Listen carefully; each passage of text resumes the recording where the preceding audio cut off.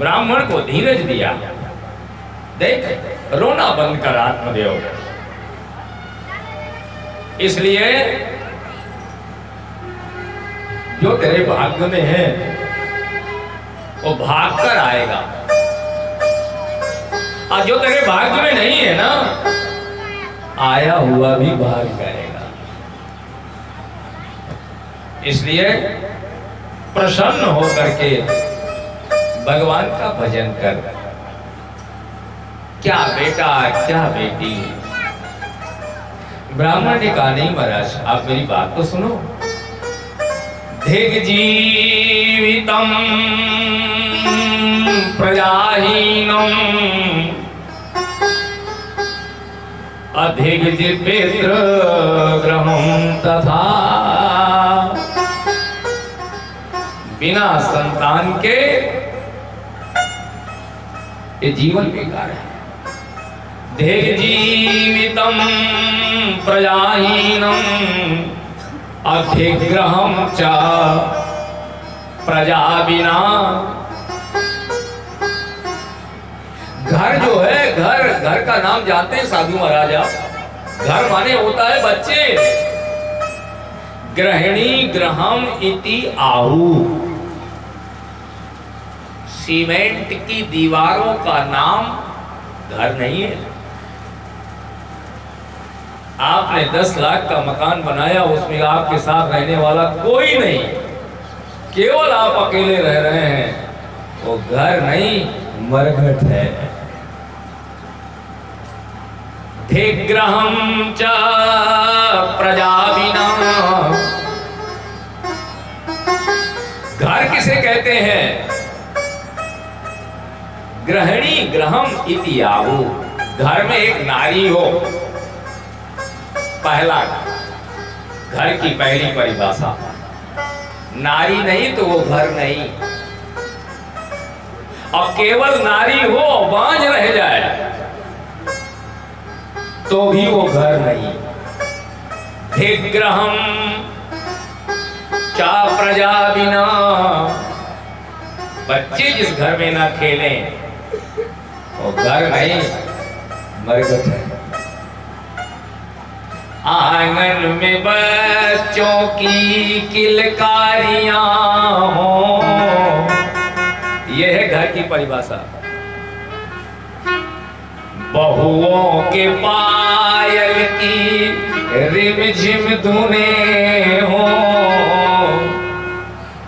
जिस आंगन में बहुओं के पांव की लाली, जमीन पर वो पांव रखे और लाल पांव निकल जाए, बहुओं के पायल की रिमझिम धुने हों,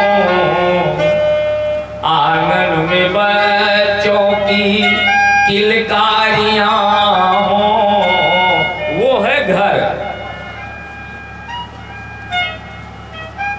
दिग्धनम चानपत्यस्य, आपके घर में 50 लाख भरा है और घर में बेटा बेटी कोई नहीं, उस धन का क्या होगा?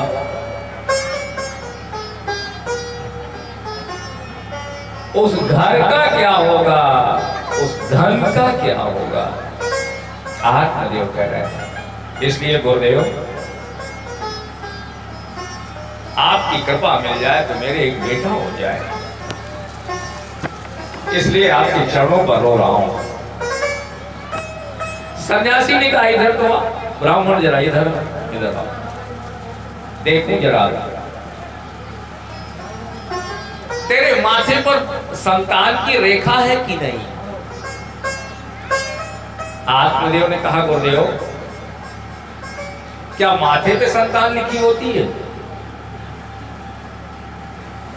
सन्यासी ने कहा ब्राह्मण हम साधु हैं लेकिन भगवान की भाषा जानते हैं। यह जीवात्मा जब गर्भ में आया, मां के इस संसार में पहली बार आया, तो ब्रह्मा ने इसकी पूरी कुंडली माथे पर लिख दी, और माथे पर नहीं हाथ में भी रेखा है, हाथे में कुंडली लिख दी। हाथ दिखा दो, इसमें सब लिखा है। एक जगह और है, पांव में भी रेखा है। तो जो हाथ में लिखा है वही माथ में लिखा है, और जो माथ में लिखा है वही लात में लिखा है। और लिखा क्या है? 8 चीजें लिखी हैं सबके। और कब कब लिखी गई? बोले ये कुंडली तो तुम्हारे पंडित ने जन्म के बाद बनाई, जो तुम कुंडली दिखाते घूम रहे हो। और ये कुंडली जो तुम्हारे हाथ में लिखी है, ये ब्रह्मा ने उस समय लिखी जब तुम मां के गर्भ में 9 महीने में उल्टा टंगे थे। तब ब्रह्मा ने हाथ की कुंडली लिख दिया, रेखा लिख दी। इसमें क्या लिखा है? तुलसीदास जी कहते हैं मैं बताता हूं। 8 चीजें लिखी हैं। जन्म मरण सुख दुख सब भोगा, जन्म मरण सुख दुख सब भोगा, ज्ञानी लाभ प्रिय मिलन वियोगा,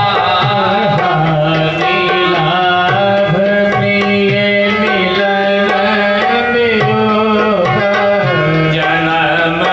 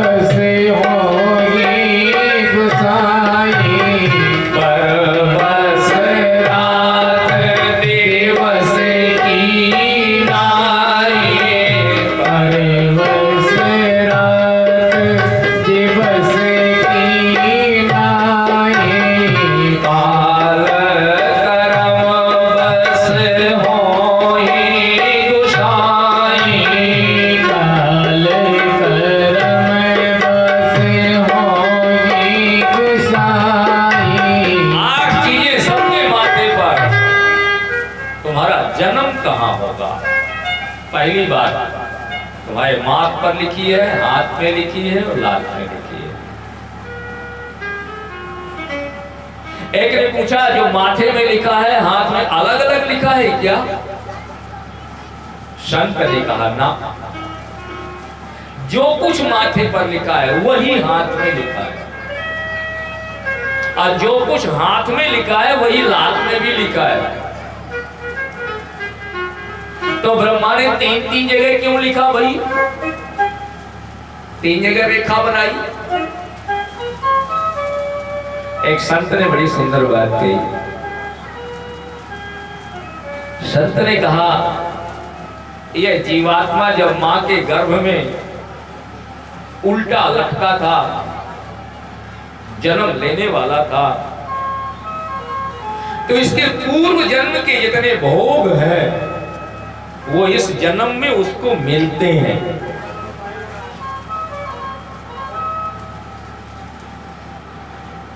ठीक 6:05 पर दो जीवात्मा इस संसार में आई, दो बालकों का जन्म हुआ।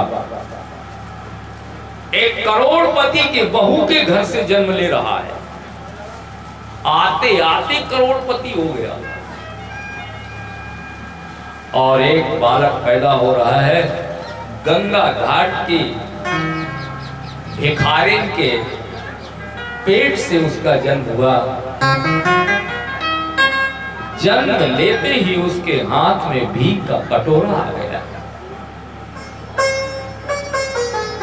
अभी उसने कौन सा पाप किया है जो भिखारी बन गया? अभी तो चला रहा है संसार में। और उसने अभी कौन सा यज्ञ कर लिया जो जन्म लेते ही करोड़पति हो गया? तुलसीदास जी महाराज कहते काल कर्म, ये कर्म है, भाग्य है, लक है। काल कर्म, उसने पिछले जन्म में इतने यज्ञ किया था, दान किया था, व्रत किया था, तीर्थ किया था कि इस जन्म में वो करोड़पति के घर में जन्म हुआ और जन्म लेते ही वो सुख उसके चरणों में आ गए। उस जन्म में उसने इतने पाप किए थे, भगवान का कभी नाम नहीं लिया था, कभी तीर्थ नहीं गया था, कभी दान नहीं किया था, कभी कथा नहीं सुनी थी। मनुष्य बनकर तो धरती पर आया, लेकिन भिखारिन के पेट से जन्म लेकर के जिंदगी भर धक्के खाते घूमेगा, मारा मारा, और कभी उसे सुख नहीं मिलेगा। पूर्व जन्म का लेके प्राण आता है।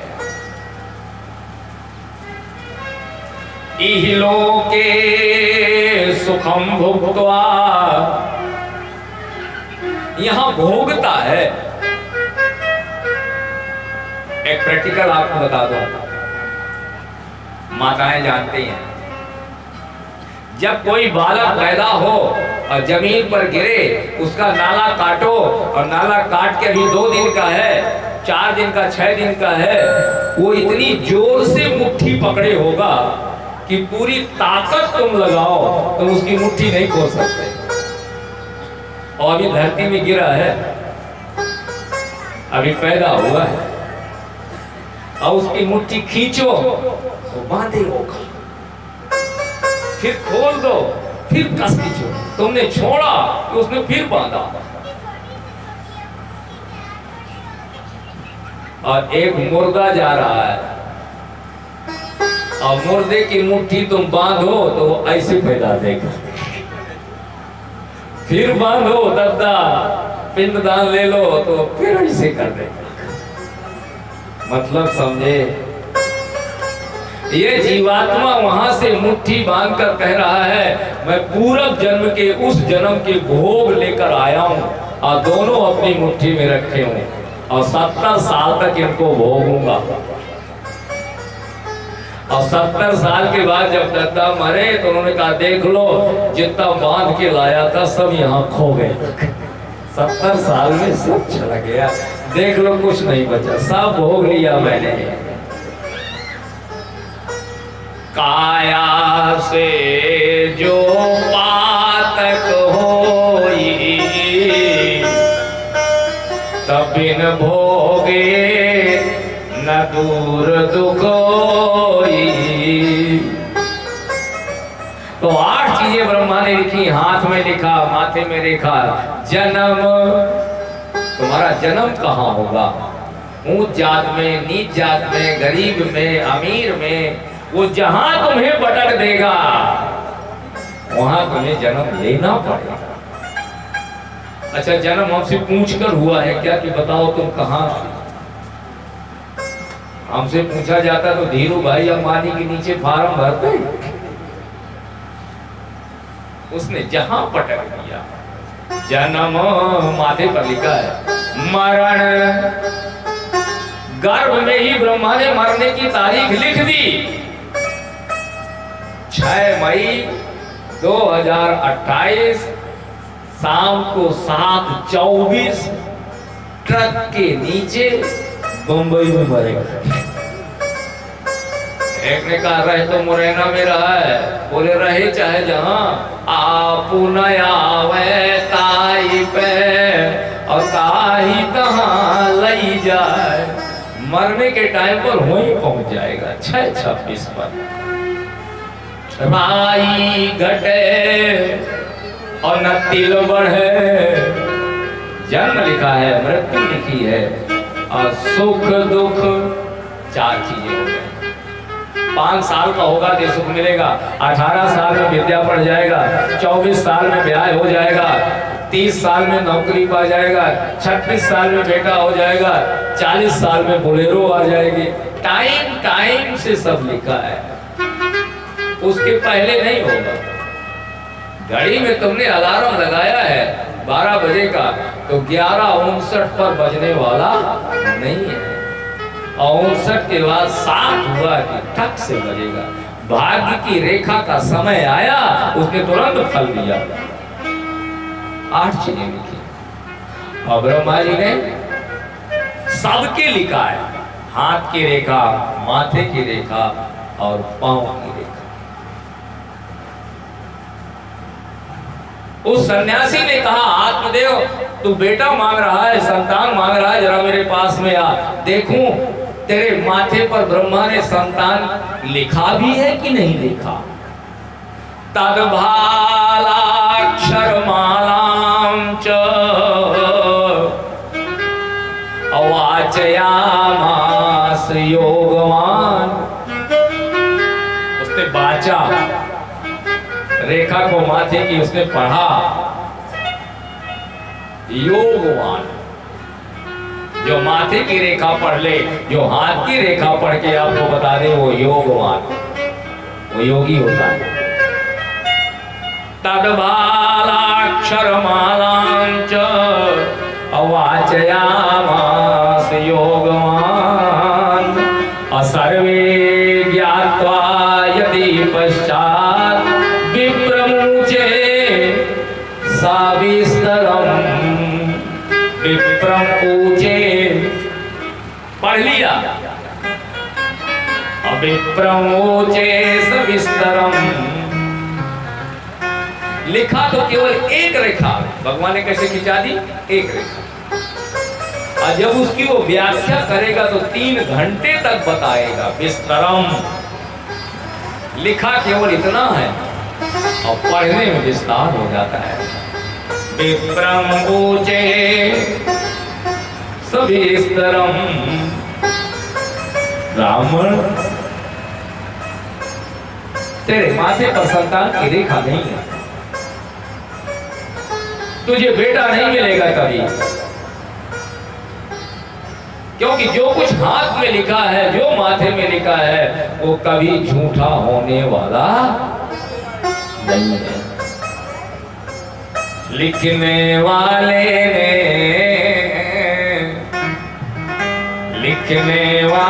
ने लिख दी कहानी तेरे हाथ में, माथ में और लात में। लिखने वाले ने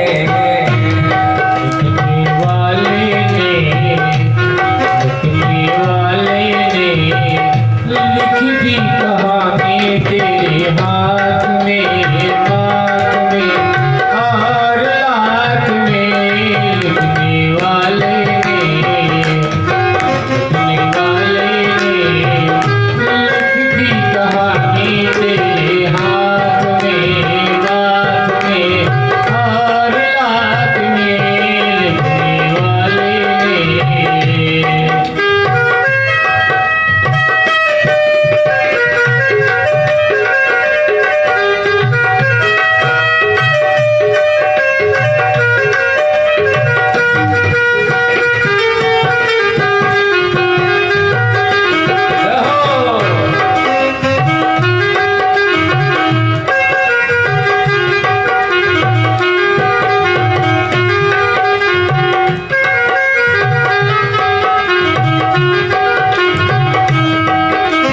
पहले भाग लिखा जाता है फिर बनते हैं शरीर। लिखा जाता है फिर बनते हैं शरीर। पहले भाग लिखा जाता है फिर बनते हैं शरीर।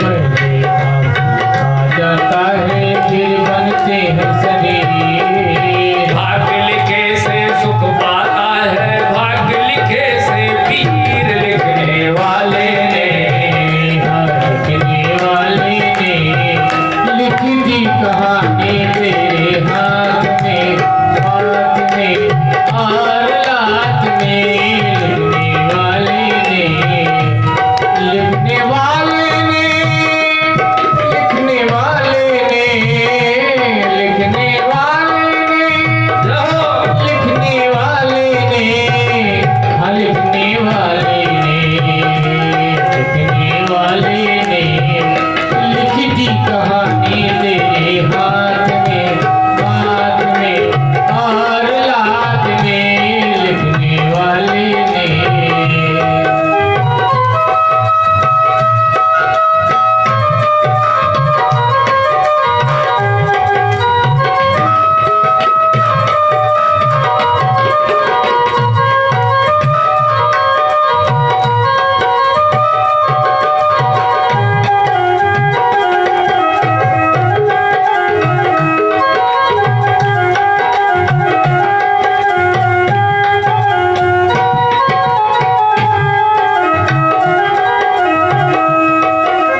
कोई न बाचे कोई न जाचे कोई न अर्थ लगाए।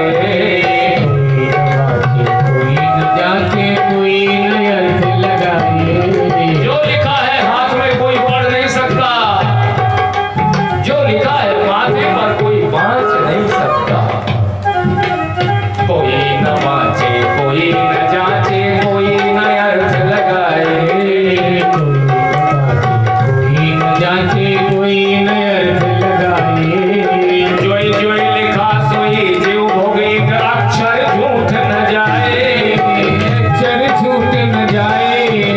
वाले ने लिखने वाले ने लिख दी कहानी तेरे हाथ में, हाथ में और रात में लिखने वाले ने, लिखने वाले ने लिख दी कहानी तेरे हाथ में, हाथ में और रात में लिखने वाले ने, लिखने वाले ने, लिखने वाले ने, लिखने वाले ने, लिखने वाले ने, लिखने वाले ने, लिखने वाले ने लिख दी कहानी तेरे हाथ में, हाथ में और रात में लिखने वाले ने, लिखने वाले ने, लिखने वाले ने। मुंचा ज्ञानम प्रजारूपम बलिष्ठा कर्मणो गति। ब्राह्मण ने कहा, साधु ने कहा, ब्राह्मण संतान के पीछे मत पड़, तेरे माथे पर सप्त जन्मावधिश्चैव पुत्रो नैव च नैव च। 7 जन्मों तक तेरे माथे पर बेटा नहीं लिखा, अब तू मांग रहा है, छोड़। मुंचा ज्ञानम प्रजारूपम, यह ज्ञान है। बेटा बेटी नारी पत्नी मकान दुकान संतान, ये जाल है, ये भ्रम का फंदा है, ये बंधन है। 10 जगह जीव बंध रहा है। जननी जनक बंधु सुत दाना, जननी जनक बंधु सुत दाना, जननी जनक बंधु सुत दाना, जननी जनक बंधु सुत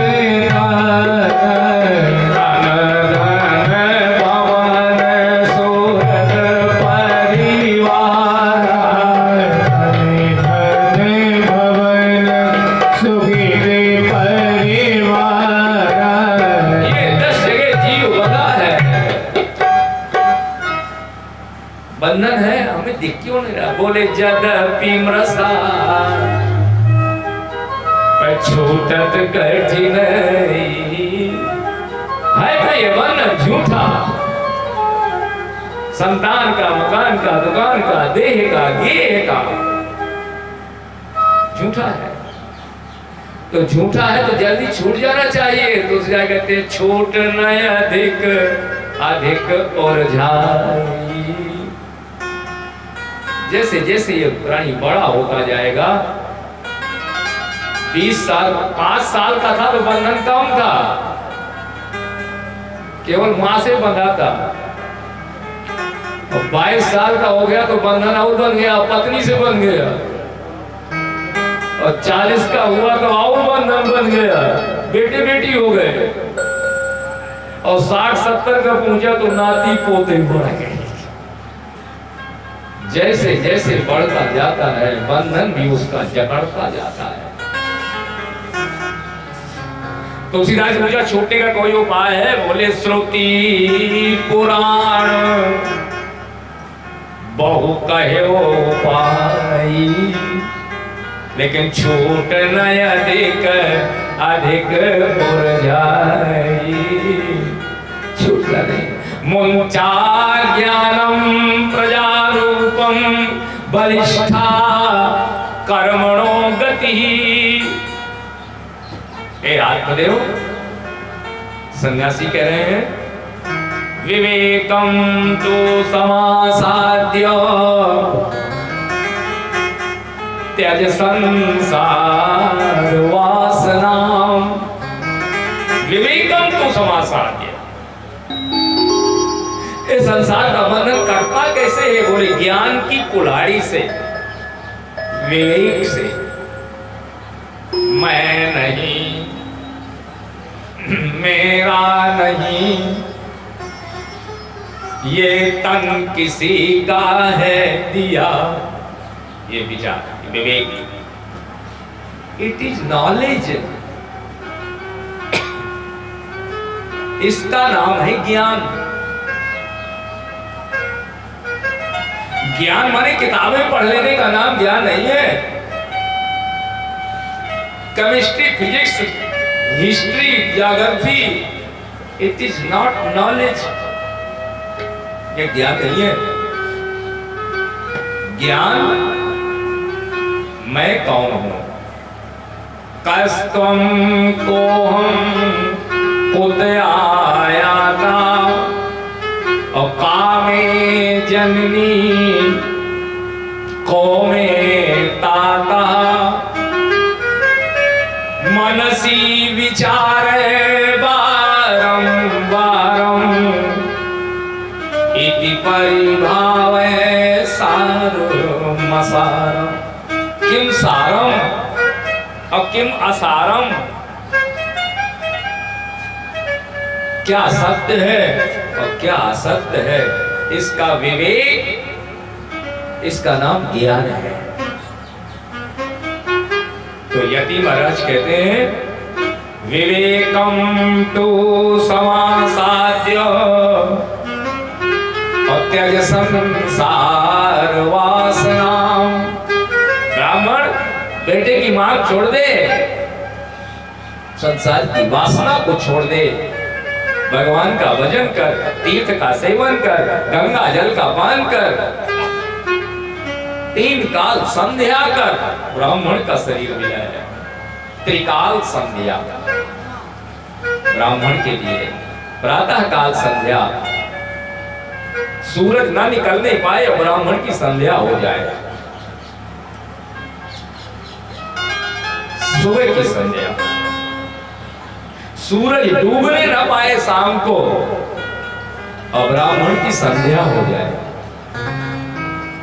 उत्तमा तारकोपेता, प्रातः काल की उत्तम संध्या वो है जिसमें तारागण हो और संध्या हो जाए।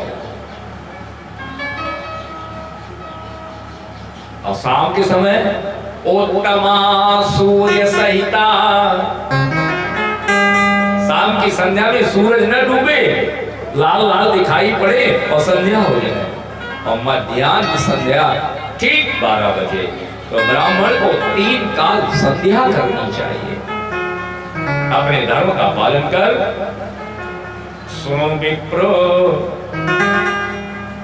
सुनो विप्रो, सुन ब्राह्मण, मया तेत्य प्रारब्धम तो विलोकितम। मैंने तुम्हारा भाग्य देख लिया। विलोकितम संतते समरो दुःखम अवांगम पुरा तथा। बहुत समझाया ब्राह्मण को, लेकिन आत्मदेव चरणों पर गिर गया। नहीं महाराज, ये ज्ञान मुझे, मेरे दिमाग में घुस नहीं रहा, मुझे तो बेटा दो। तुलसीदास जी ने बहुत सुंदर बात कही है, कुपात्र को ज्ञान नहीं देना चाहिए, अनधिकारी को कथा नहीं सुनानी चाहिए।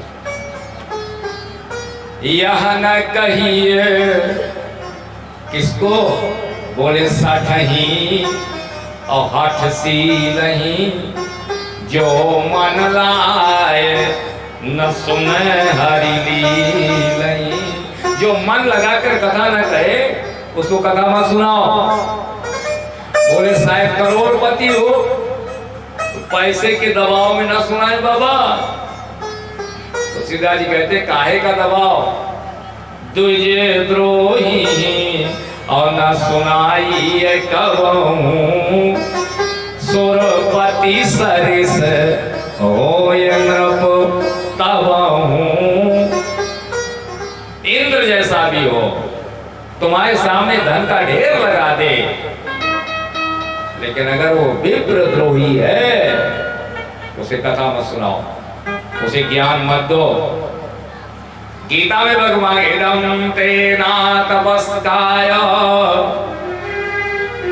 अर्जुन ये गीता सबके लिए नहीं है, अधिकारी के लिए है।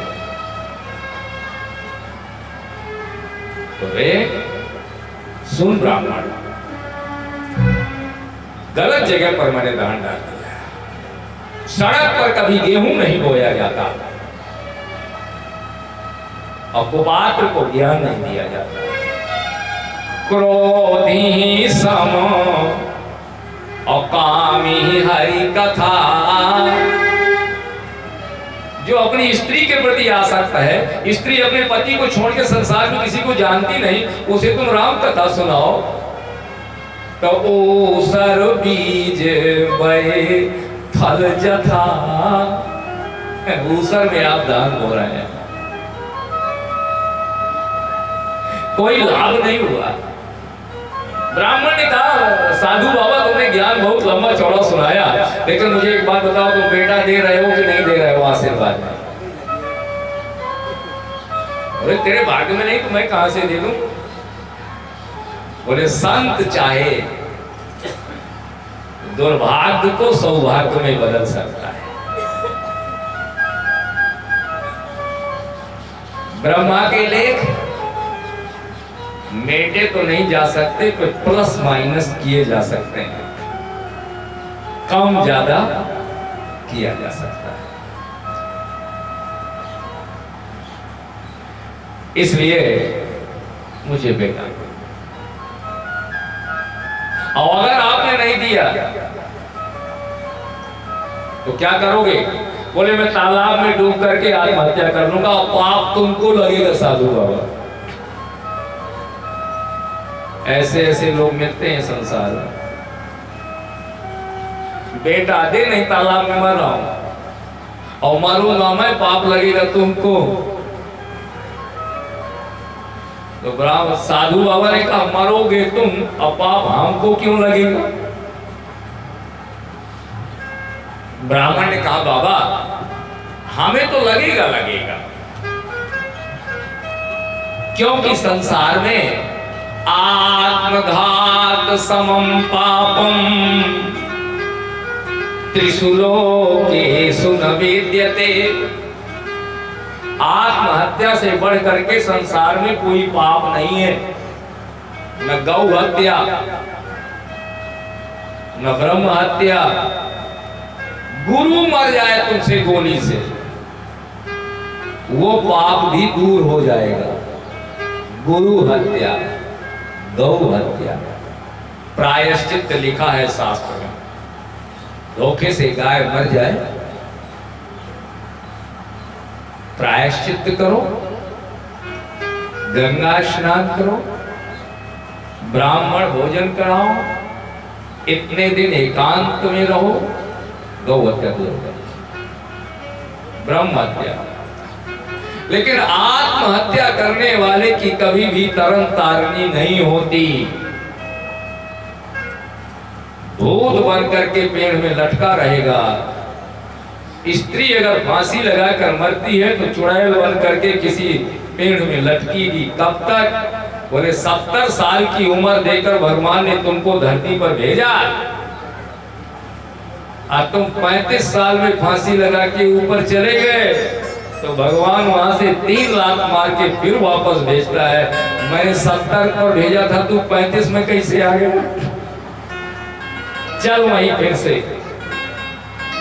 इसलिए वो भूखा प्यासा तड़पता रहता है जीव। और शास्त्र कहता है आत्मघात समम पापम। आत्महत्या कभी मत करो, क्योंकि उससे दुख दूर नहीं होते और बढ़ जाता है दुख। जाता नहीं है कोई दुनिया से दूर चल के। मरने के बाद तुम कहीं चले जाओगे क्या? यहीं फिर लौट के आओगे, दोबारा जन्म मिलेगा। और आत्महत्या करके आओगे तो भूत प्रेत बन के लटकोगे, जाओगे कहीं नहीं। जाता नहीं है कोई दुनिया से दूर चल के, मिलते हैं सब यहीं पर कपड़े बदल बदल के। शरीर बदल जाएगा, आत्मा वही रहेगी। इसलिए जीवन भगवान का दिया हुआ है, फांसी मत लगाओ। जिंदगी में जिंदगी का राज पाना चाहिए, और जिंदगी में जिंदगी को मुस्कुराना चाहिए।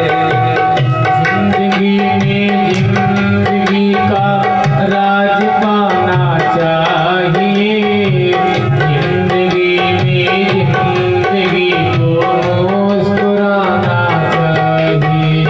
जिंदगी में जिंदगी का राज पाना चाहिए, जिंदगी में जिंदगी को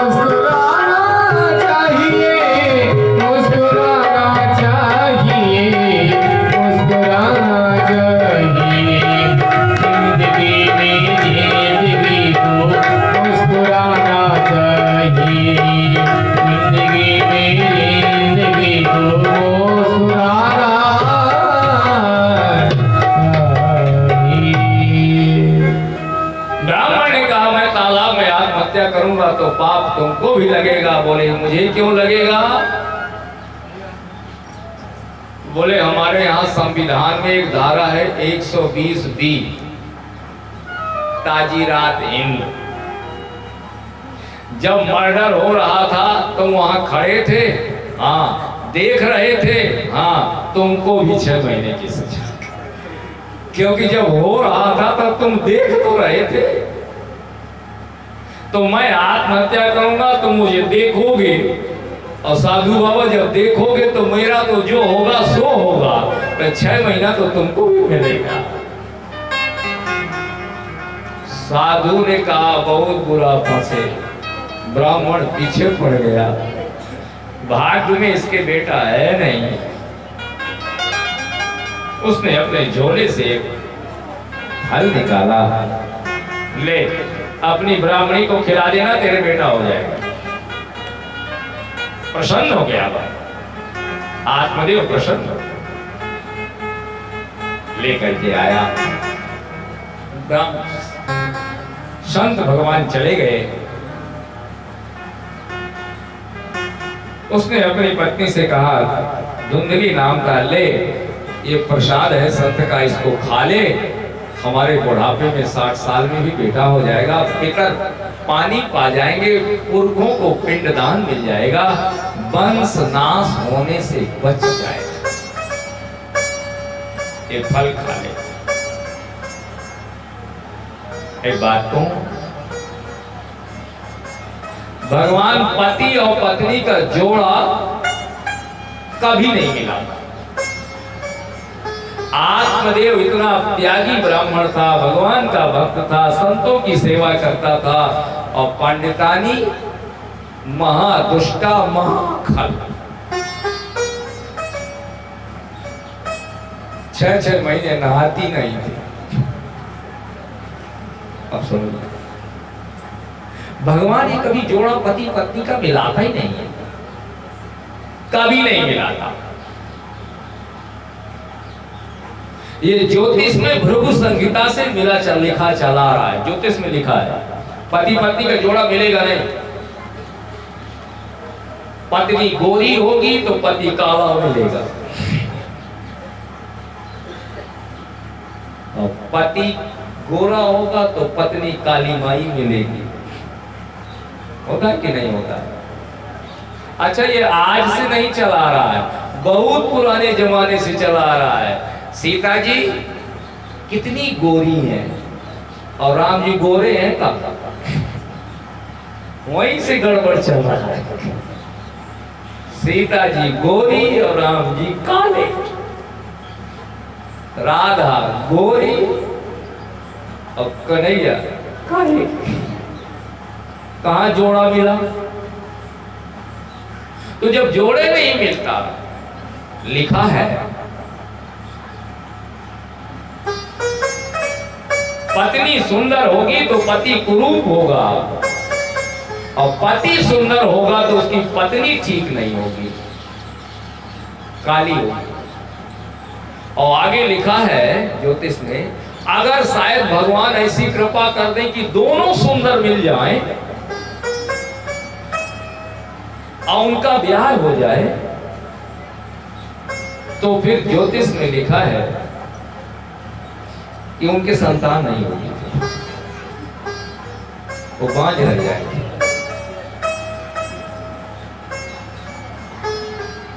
फिर आगे ज्योतिष शास्त्र में लिखा है कि शायद भगवान दया कर दें और पत्नी भी बहुत सुंदर है और पति भी बहुत सुंदर है, और भगवान ने उन्हें एक बेटा भी दे दिया।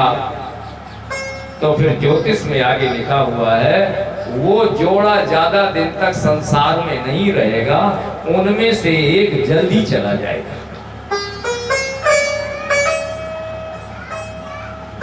क्योंकि भगवान ने बराबर कोई चीज बनाई ही नहीं। तादपि करहि सम विषम अविहारा, 5 अंगुली बनाई और पांचों बराबर नहीं है, एक ऊंची एक नीची, एक छोटी एक बड़ी। तो आत्मदेव बड़ा सुंदर, लेकिन उसकी पत्नी धुंधली, बड़ी दुष्टा, बड़ी खल। उसने कहा जाने कहां से ये ब्राह्मण लेकर के आ गया ये फल, अब हम संतान नहीं चाहती, गर्भ में आएगा तो कष्ट होगा, लालने पालने दुखम, लालन पालन में बड़ा दुख होता है। और बांझ का जाने प्रसव के पीरा, बेटा वैसे नहीं मिल जाता। बेटा जब पैदा होता है तो बेटे के जन्म के समय मां को मृत्यु दिखाई पड़ जाती है, मौत नजर आती है उसे, तब बेटे का मुंह देखने को मिलता है। बोले मैं ये दुख नहीं उठाना चाहती, रोने लगी। तो उसकी बहन आ गई, खाए हो रही है, ये ब्राह्मण जाने कहां से फल ले आया है खाने के बाद। बेटा उसने कहा तू चिंता मत कर, एक काम कर, मेरे 7-8 तो पहले ही हो चुके हैं और 9वां फिर होने वाला है, अब तेरे एक भी नहीं है। हाँ एक काम कर, हमारे ज्यादा है, एक तू ले ले। अब बोले फल का क्या करें? बोले फल गाय को खिला दे। अच्छा सलाह देने वाली भी गजब गजब के मिलते हैं। एक बात बताऊं, सलाह देने वाले ही बिगाड़ते हैं, और जिसके सलाह ही ना होंगे वो जल्दी बिगड़ेगा नहीं, और बिगड़ेगा तो ज्यादा ना बिगड़ेगा, सलाह ही बिगाड़ देते हैं। उसकी बहन ने कहा हमारा वाला बेटा ले लेना। अब फल, बोले फल गाय को खिला दे। अच्छा भगवान की लीला भी बड़ी विचित्र है। को एक पुत्र हेतु अजोग जग जाप करे,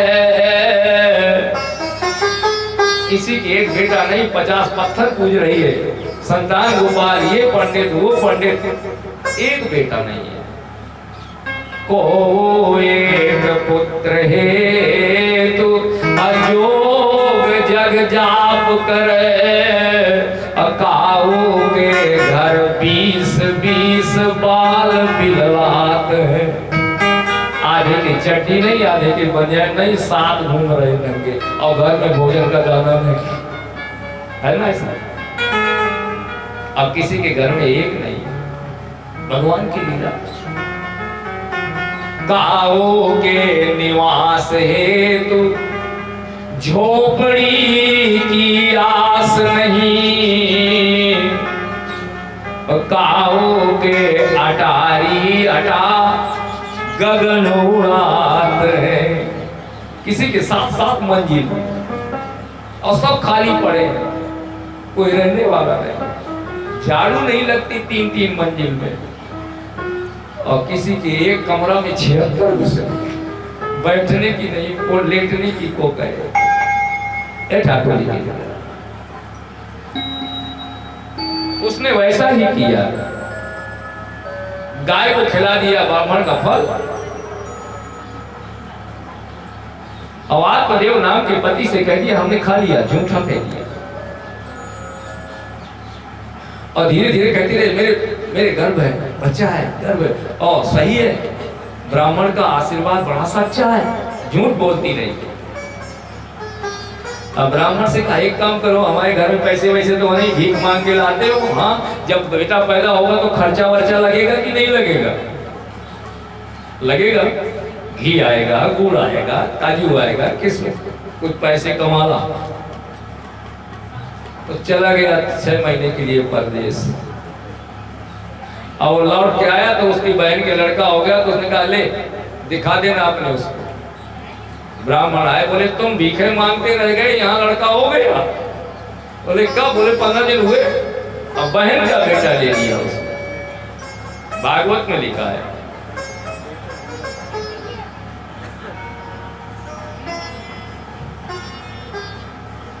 गाय को खिलाया गया जो फल था उससे एक बेटा पैदा। संत का, ब्राह्मण का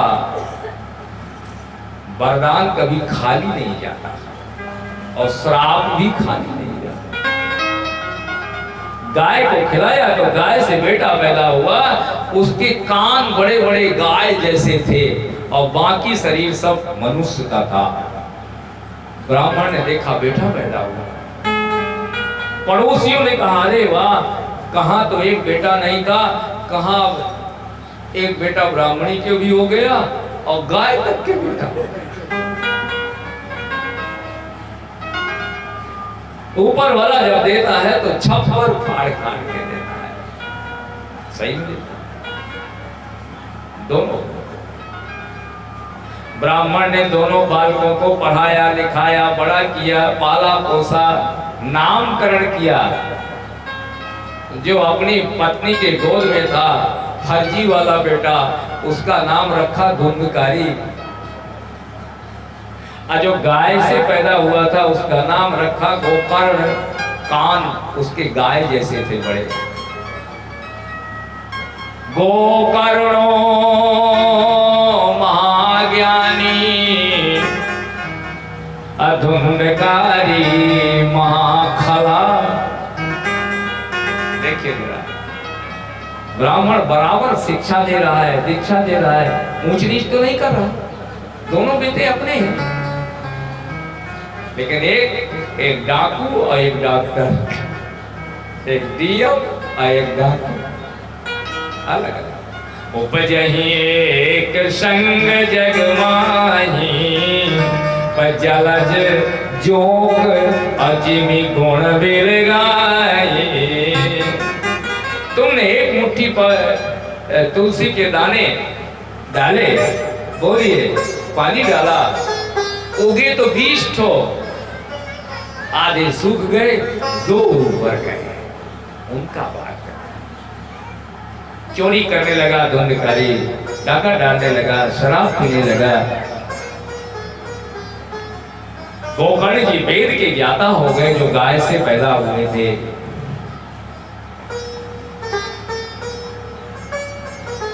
एक दरवाजे पर ब्राह्मण बैठ रो रहा है। उनका बेटा गोकर्ण पहुंचा, पिताजी क्यों रो रहे हो? बोले लात मारता है, गाली देता है, जुआ खेलने के लिए पैसे ले जाता है, शराब पीता है। बेटा ना हो तो दुख होता है, अब बेटा होके मर जाए तो उससे ज्यादा दुख होता है। अब बेटा नालायक निकल जाए तो जीवन भर के लिए दुख होता है। गोकर्ण ने भागवत में 2 श्लोकों में अपने पिता को ज्ञान दिया है। उल्टी गंगा देखे, पिता को ज्ञान दे रहे हैं। पिताजी देहे स्थिमांस रुधिरे विमतिम त्यजत्वम। गोकर्ण उवाच देहे स्थिमांस रुधिरे विमतिम त्यजत्वम अजाया सुतादिषु सदा ममतां विमुञ्च। ये देह को, मांस को, शरीर को छोड़ो, अपना मानना बंद करो। पश्यानिशं जगदिदं क्षणभंगनिष्ठं। ये संसार क्षणभंगुर है। पश्यानिशं। और दूसरा क्या? तो फिर करें क्या? दूसरा श्लोक बोल रहे हैं, धर्मां भजस्व सततम अत्यज लोक धर्मां। लोक धर्म छोड़ो पिताजी। बड़ा सुंदर उपदेश आया। वो तीर्थ यात्रा के लिए चले गए गोकर्ण के पिताजी। गोकर्ण भी तीर्थ यात्रा को, घर में केवल मां रह गई बेटा। उसने अपनी माँ को मारा, पैसे दे, शराब के पैसे दे, जुआ के पैसे दे। उसने कहा सब ले गया, कुछ नहीं बचा। फिर भी मारा, कुएं में गिर के मर गई। घर में अपनी वेश्याएं ले आया, मदिरा पीने लगा, चोरी करने लगा, डाका डालने लगा। एक दिन 5 वेश्याओं को घर में रखे था। राजा के यहाँ पर चोरी की, खजाना लेके आया। वेश्याओं ने कहा बहुत पैसा लाया है और राजा का चुराया है, अगर पकड़ा गया तो हम भी पकड़ी जाएंगी। इसलिए गले में फंदा डाल के उसको रात में मार डाला और जमीन के आंगन में उसको गाड़ दिया, ऊपर से मिट्टी बराबर कर दी, ताला लगाकर वेश्याएं भाग गई। बड़ा प्रेत हो गया वो, उसी घर में रहने लगा भूत बन के। अब भागवत में लिखा एक दिन 20 साल बाद गोकर्ण जी महाराज घूमते घामते घूमते अपनी जन्मभूमि में पहुंचे। अपने घर का दरवाजा खोला, लीपा पोता, पिता का घर है, जन्मभूमि है, बहुत दिन में आए हैं। भोजन बना के शाम को आंगन में चारपाई बिछाई, जहां धुंधकारी नीचे गड़ा था उसी के ऊपर चारपाई बिछाई और सो गए। रात को 12 बजा तो वो भूत बन करके आंगन में नाचने लगा। सूजी कहते हैं सक्रण में सा सकृत हस्ती सकृत महिषो भवतो। वो थोड़ी देर में भैंसा बन जाए, थोड़ी देर में मेढ़ा बन जाए, थोड़ी देर में आग जला दे। और गोकर्ण जी देख रहे हैं आंगन में ही तमाशा हो रहा है। अच्छा भूत जानते हैं क्या है? आइए आपको बता दूं भागवत। हमारा जो ये शरीर है ये 5 तत्वों से बना है। क्षिति जल पावक गगन समीरा। क्षिति जल पावक, क्षिति जल पावक गगन समीरा।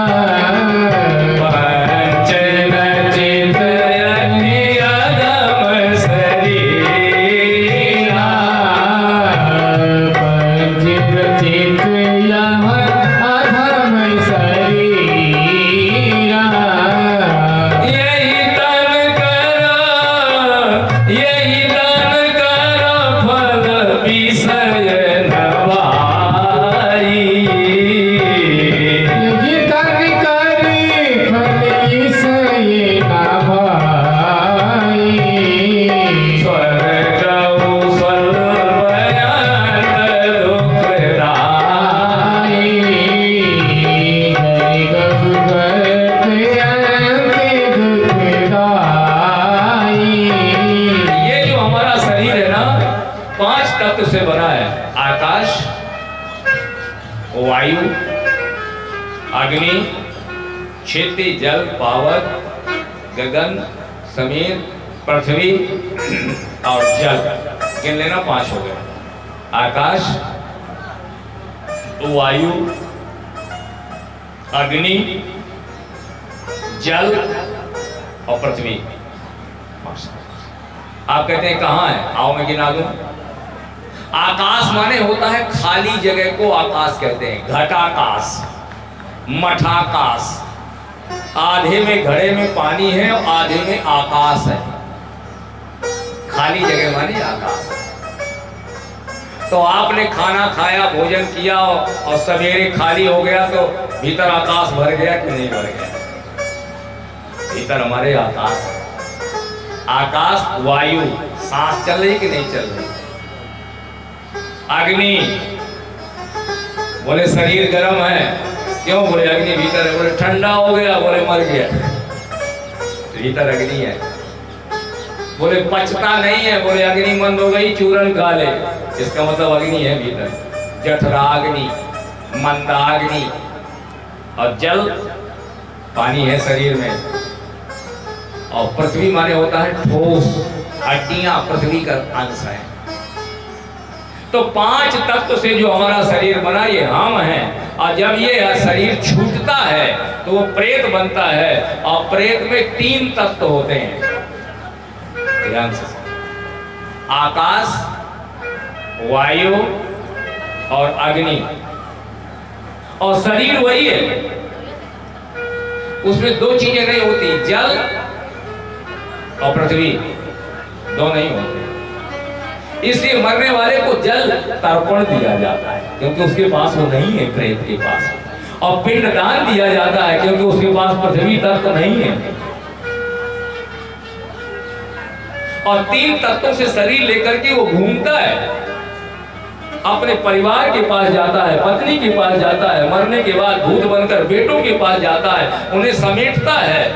लेकिन चूंकि शरीर में हड्डियां नहीं है ना, तो उसके अंत में कुछ आता नहीं है, तो रोता है, तड़पता है, दरवाजे पर भटकता है। इसे कहते हैं प्रेत आत्मा। आत्मा वही है, 5 तत्व से बन गई शरीर में तो हम आ गए, और 3 तत्व से बन गया शरीर, उसमें रहने लगा, उसका नाम हो गया प्रेत। तो रह तो वही रहा है। सक्रम में सा सकृत अस्ति असकृत महिषो भवतो। थोड़ी देर में भैंसा बन गया, थोड़ी देर में मेढ़ा बन गया, थोड़ी देर में आग जलाया। गोकर्ण ने समझ लिया कोई अतृप्त आत्मा है, बेचारा भटक रहा है, डरे नहीं, चुल्लू भर जल निकाला और फेंका। और जो मंत्र फेंका तो बोलने लगा, कौन हो भाई, इस योनि में कैसे आ गए? रोते रोते धुंधकारी बोला, अहम भ्राता तुदीयोस्मि धुंधकारी नामतः। मेरे छोटे भाई गोकर्ण, मैं तेरा बड़ा भाई धुंधकारी हूं। अरे बोले तू तरा नहीं? कैसे? बोले तेरी मृत्यु का समाचार मुझे जब मैं तीर्थ यात्रा में था तो मुझे मिला था, तो उस समय में गया और गया में पिता का पिंड दान किया, और तेरे लिए भी मैंने पिंडा डाला था। त्वदर्थे तू गया पिंडे मया दत्तो विधानतः। तेरे लिए मैंने विधि विधान के साथ गया में पिंडा डाला था धुंधकारी, और तब भी एक प्रेत शरीर नहीं छूटा। धुंधकारी ने कहा, भैया छोटा मोटा प्रेत तो तर जाएगा, पर मैंने बहुत बड़े पाप किए हैं, ये आया गया पया मुझे तार नहीं सकती, कोई दूसरा उपाय सोचो। गोकर्ण ने कहा, इस समय रात हो गई, तू अपने निवास में विश्राम कर, सवेरा होने दे, तेरी प्रेत योनि से तरने का उपाय ढूंढूंगा। प्रातःकाल हुआ, गोकर्ण जी महाराज ने स्नान किया, स्नान करके सूर्योदय हुआ पूर्व में, उन्होंने जल की अंजलि लिया और सूर्य भगवान को जल की अंजलि समर्पित किया और भगवान सूर्य का ध्यान लगाया। सूर्यस्त स्तंभनम चक्रे, देखिए जरा, पूजा का फल होता है, सूर्य का रथ रुक गया 1 सेकंड के लिए। गोकर्ण ने कहा, सूर्यदेव तुम जगत साक्षी हो, प्रत्यक्ष ब्रह्म हो, भगवान राम के वंशज हो, भगवान राम तुम्हारे वंशज है, सूर्य वंश में। तुम हनुमान जी महाराज के गुरु हो, हनुमान जी महाराज ने सूर्य से विद्या पढ़ी है। आप एक बात बताओ, प्रेत से कैसे छूटेगा? गया से ना तरे तो कैसे तरेगा? ऊपर से सूर्य के यहां से आवाज आई, ए गोकर्ण, श्रीमद् भागवती वार्ता अप्रेत बाधा विनाशिनी। श्रीमद् भागवत सुना दी जाए प्रेत को तो वो तर जाता है। इसलिए सप्ताहम वाचनम कुरु, तुम खुद सुनाओ जाकर के अपने भाई को। इसको सुनने से ही प्रेत से मुक्ति हो जाती है। लौट करके आए, अपने घर को लीपा पोता, भागवत की पुस्तक लाए, स्वयं बैठ गए गोकर्ण जी महाराज सुनाने को। वह भूत कहां से सुनेगा? तो उन्होंने उसका आवाहन किया, तो 7 बांस का 7 गांठ का एक पोला था, उसके वायु रूप हवा रूप होता है प्रेत, तो जब हवा रूप है तो उसी बांस के भीतर बैठ गया और सुनने लगा। पहले दिन की कथा हुई, शाम को आरती हुई तो एक गांठ चट से टूट गई। दूसरे दिन की कथा हुई तो दूसरी गांठ चट से टूटी, लोगों ने समझा नहीं। और सातवें दिन के लिए 2 टुकड़े हो गया वो 7 गांठ का बांस। और उसे दिव्य रूप धरो न रहा, सुंदर मुकुट बांधे, पीतांबर पहने और भागवत में आकर प्रणाम किया। गोकर्ण ने कहा भैया तुम कौन हो? धुंधकारी ने कहा मैं ही प्रेत हूँ, भागवत सुनने से मेरी मुक्ति हो गई, अब मैं वैकुंठ लोक को जा रहा हूँ। मेरे भाई तुमने मेरे साथ बड़ा उपकार किया, धन्यवाद है तुमको। सप्ताहम वाचनम कुरु। तो श्रीमद् भागवती वार्ता अध्याय सुनाया पंचदशी का। इससे प्रेत आत्माओं का भी उद्धार होता है। लेकिन एक बात जरूर ध्यान से सुनिए, नाचने गाने वाली भागवत से उद्धार नहीं होता है। राधे राधे राधे ऊपर को हाथ, भागवत का एक तो श्लोक नहीं सामने आया और 7 दिन कथा हो रही, प्रेत करेगा? अरे प्रेत तो कबू न करेगा, जो सामने तुम्हारे बैठा सुन रहा है वो भी नहीं करेगा। क्यों? ये मंत्र है श्रीमद् भागवत में, भगवान शुक्राचार्य के मुखार बिंद से निकले। ये कान के भीतर जब तक जाएंगे नहीं तब तक उद्धार होने वाला नहीं है। गाने बजाने और गीत और फिल्मी की पलट से भागवत का पुण्य मिलने वाला नहीं है। भगवान सुखदेव के द्वारा गाए गए श्लोक जब आपके कान के भीतर से जाएंगे तब आपका कल्याण होगा। और श्रीमद् भागवती वार्ता परिणबाधा विनाशिनी, तब फिल्मी गीत गाने वाले वक्ताओं से नहीं उद्धार होगा। आज भागवत की जो दुर्दशा है आप स्वयं देख रहे हैं।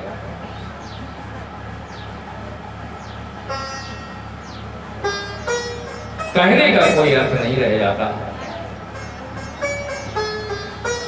हमारे पंडित लोग कहते थे अच्छा हम तुमको संस्कृत के श्लोक सुना रहे हैं, लेकिन क्या तुम्हें समझ में आ रहे हैं?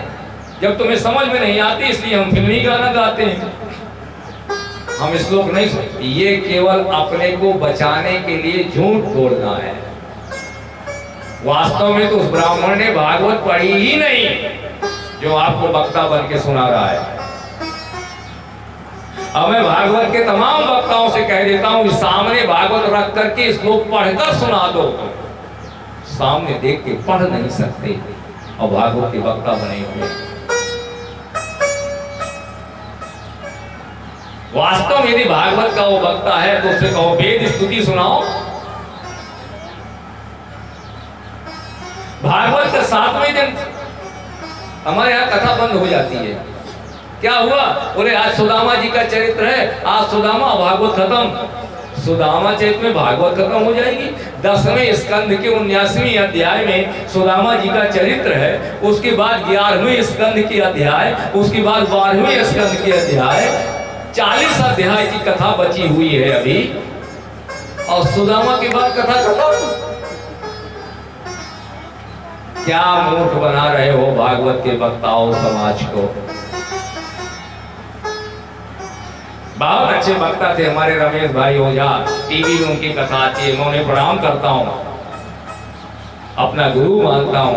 उन्होंने एक बहुत सुंदर बात कही थी, भागवत के वक्ताओं कम से कम अपने घर में एकांत में बैठ करके भागवत के श्लोक को पढ़ो, फिर बोलना शुरू करो। ये लोक भी बनेगा और परलोक भी बनेगा। किसे ठग रहे हो? अपने आप को ठग रहे हो। ये मंत्र है, आप कहते तुम्हारी समझ में नहीं आती इसलिए हम श्लोक नहीं बोलते, मूर्ख बना रहे हो। वास्तव में ये श्लोक समझने के लिए नहीं है, भागवत के श्लोक समझने के लिए नहीं बोले जाते, केवल सुनने के लिए बोले जाते हैं। कैसे? एक आदमी को बिच्छू ने मार दिया, बिच्छी काट देती, उंगली में मारा उसने, डंक मारा, और दर्द कहां शुरू हुआ? हाथ के ऊपर कोहनी में। इतने में एक ओझा आ जाता है, बबूत लाओ, और बबूत लेके वो झाड़ना शुरू करता है। अच्छा, वो जो मंत्र बोलता है क्या तुम्हारी समझ में आते?